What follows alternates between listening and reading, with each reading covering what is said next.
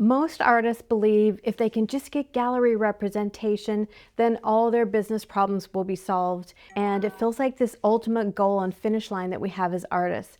But relying entirely on a gallery is actually one of the biggest risks you can take with your art business today. I know this because I've worked with galleries from an amazing solo show to ones that haven't paid and actually dropped the ball. And I've also directed global product at Nike Footwear Design, working with retailers at a really big scale. And I also built a 250K a year stationery business selling through over 600 retailers. And I've seen what happens when you hand over control of your sales to someone else at every scale. I really thought in the beginning, if I reached out to 10 galleries hoping they would save me, that I wouldn't have to figure out the business side of being a painter, even with all that business experience.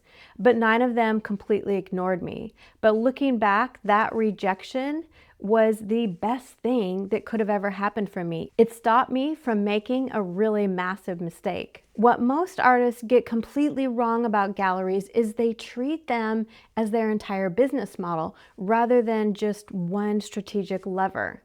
But by doing that, artists forfeit the one thing we absolutely need today to survive as a modern artist, and that is a direct relationship with the collector. So in this video, I'm going to share a massive mistake that I made relying on 600 retailers with no direct-to-consumer relationship. 2, the hidden disadvantages of the gallery model. And 3, a strategic way to actually use a gallery to elevate your art career. Okay, so let's bust this gallery savior myth, because I think we have this fantasy that the galleries are going to do all the marketing, they're going to find all the buyers, and then I can just paint. I can just do my thing, right? And early on, I worked with a gallery and I spent hours finishing a massive painting. And when I sold it, which means they sold it, and they deposited the money after the 50-50 split and the material cost subtracted, that amount was painfully small. So what turned out to be a nice big price tag ended up being literally less than 25%. Because once I split the cost with them, once I deducted my materials, I was only left with a small percentage. And it was at that moment early on that I was really realizing what the gallery model was and that the math simply doesn't work out for my lifestyle if I only rely on this method. Unless I raised my prices, got better, and found a better way to sell, this gallery business just wasn't for me. I had learned some really great lessons from my stationery business that made me pull away instantly after this to regroup. My stationery business had massive distribution. We had 600 retailers, which looked like the ultimate success and like we were actually winning. But the reality was really different. I couldn't get any feedback. I was constantly chasing them up to buy, even if they sold out. So really selling was happening, but it was to them. And when I asked the retailers who was buying the cards, they couldn't answer me. They couldn't give me any information. And worse, I wasn't allowed to have my own website because retailers demanded exclusivity. But that's not the worst part. When the 2008 financial crisis hit, we witnessed the industry completely change by a third of them completely disappearing and then even go on to lose more. But because I'd given away 50% of my margins for exclusivity and I wasn't allowed to build a direct connection to my end buyers, I had no way to reach my end customers, the end people who were buying it. And that's when I realized a gallery is essentially a wholesale business, no different than what I had just experienced. If they're my only sales, I'm entirely dependent on a middleman, and that strips me of my power as an artist. So after 2008, I vowed I was never gonna do 100% wholesale ever again.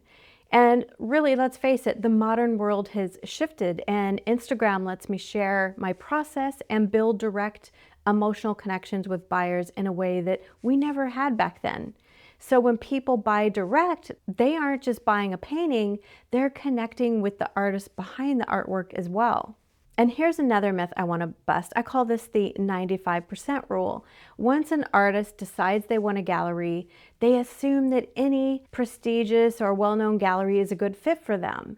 They think yes from a gallery equals success. But that's not the reality of it. Let me share a few realities based on the Nike days and building my stationery business.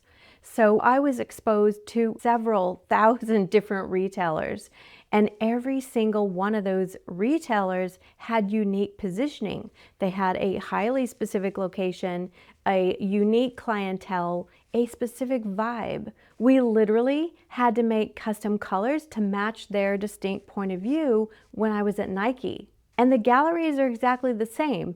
They are a retail space with a specific point of view. And the truth is, 95% of the galleries that you think are great are really a completely wrong fit for you. So here's the winning formula. The only way a gallery relationship really works is when the nuance of the gallery, their vibe, their location, their buyers, perfectly aligns with the uniqueness of your art. Remember those galleries that ignored me earlier? Years later, I got a solo show from one that said, "Not now." So what changed? What changed is I didn't need them to save me anymore. My work was way better, highly unique, and I was already selling direct from my studio. And because I had my own audience and I knew exactly where I fit into the market, the gallery saw me as a winning bet. And I approached them more as a partner. I provided clear vision and branding guidelines for the show, and a gallery is meant to amplify momentum that we've already built, not create it from scratch. And I was able to use this gallery to help build credibility with an audience I didn't have yet, and then continue as a result of working with them more. And that credibility allowed me to raise my prices. Instead of being a moneymaker, I view them more as a marketing branding exercise, but not the only way that I make sales or an income. And so really, I think we need to think of galleries more as a strategic lever. A gallery is meant to amplify the momentum you've already built, not create it from scratch.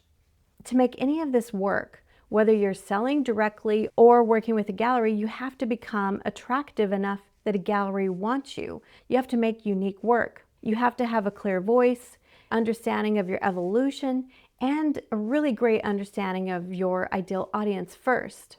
But here's the catch. Most artists don't understand their own uniqueness yet, so they have no idea where they actually fit in the best. If you don't know your own positioning, you can't pick the right gallery. And that's exactly why I created this free 2-minute quiz called the Art Career Momentum Map. It will help diagnose exactly where you're at right now and give my personal recommendation on what specific next steps you need to find clarity. I've put a link to the quiz in the description below, so check it out.